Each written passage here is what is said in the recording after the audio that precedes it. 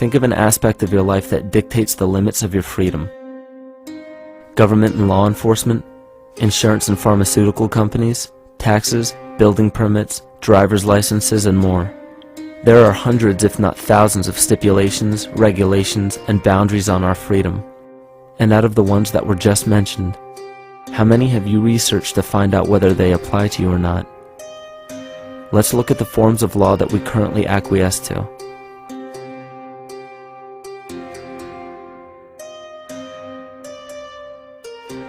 A common misconception among people is that any rule or regulation that governs them falls under one category: law.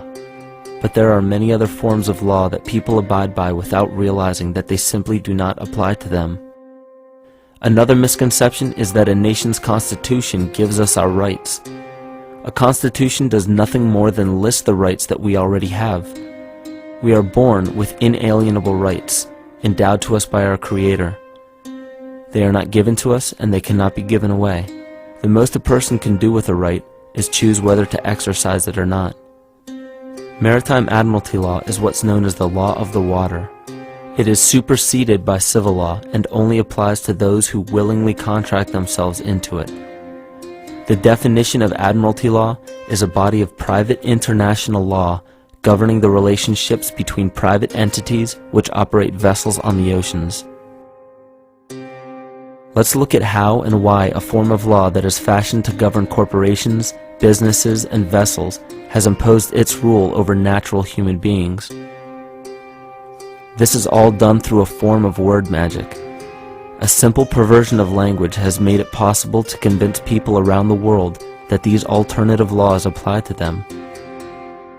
One of the predominant beliefs in modern culture is that licenses, permits, registrations, and other forms of documentation are required to operate motor vehicles, use public roads, build structures and establishments, engage in free enterprise, and much more.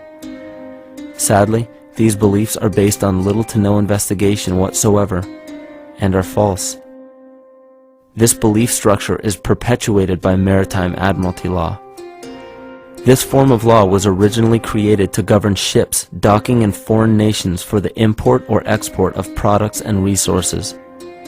It deals with banking and merchant affairs, not civil affairs.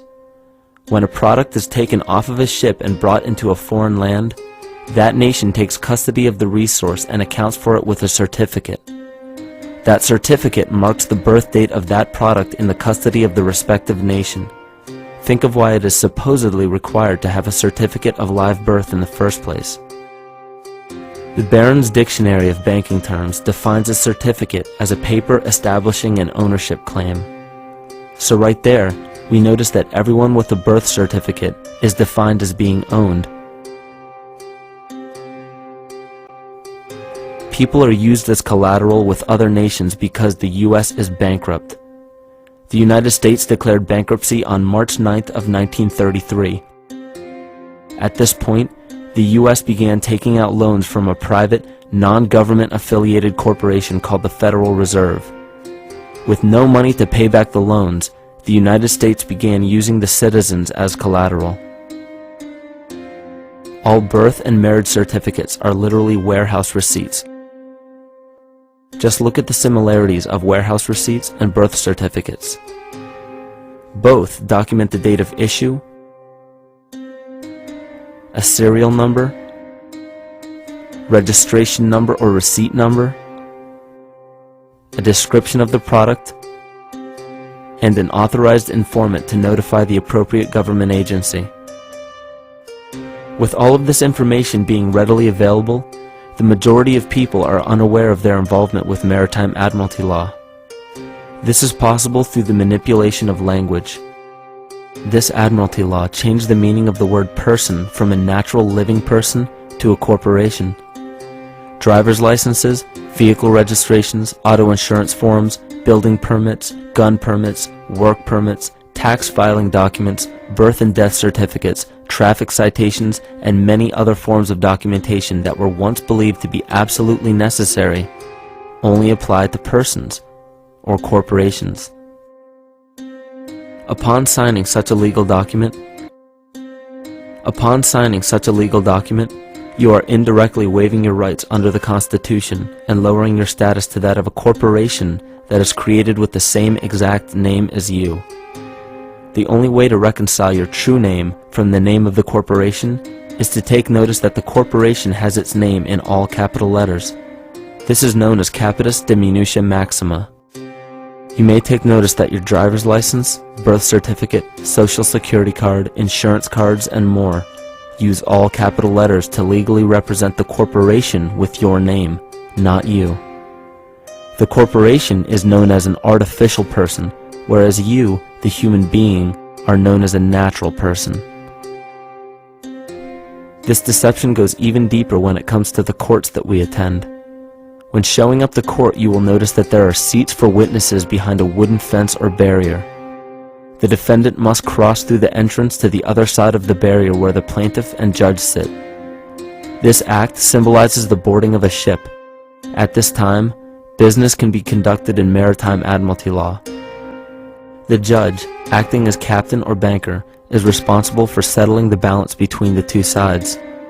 This is why there is always a monetary value involved in any court case.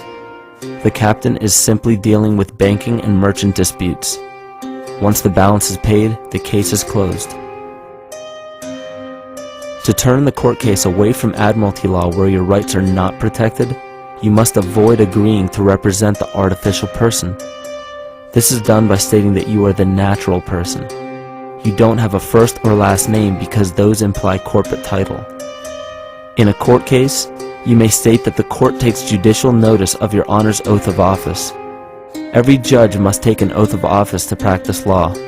Yet you must make it clear to the court and the jury that the judge is acting as judge and not banker. Remember that you are a natural human being of the earth. You are not governed by anything but your own consciousness. Laws are created within a society. The society that created the laws we see being enforced today is called the Law Society. Yet the most beautiful part of this entire deception is the fact that we are not part of the Law Society, so their laws do not apply to us. Judges, lawyers, and law enforcement officers, they're all part of a society. Within that society, they've created their own language that's deceptively similar to English.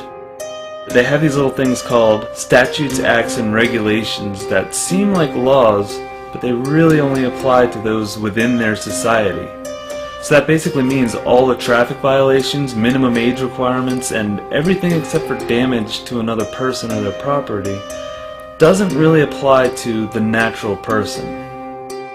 Laws only apply to those within the Law Society. The game being played is an illusion. You can simply choose to open your eyes and reclaim the freedom that you were born with, bound by nothing but the limits of your imagination. These are just a few examples of assuring that your rights are being protected. By far, the most important line of defense against this deception is to be aware of the perversion of language, and be absolutely aware of how you form your beliefs and concepts.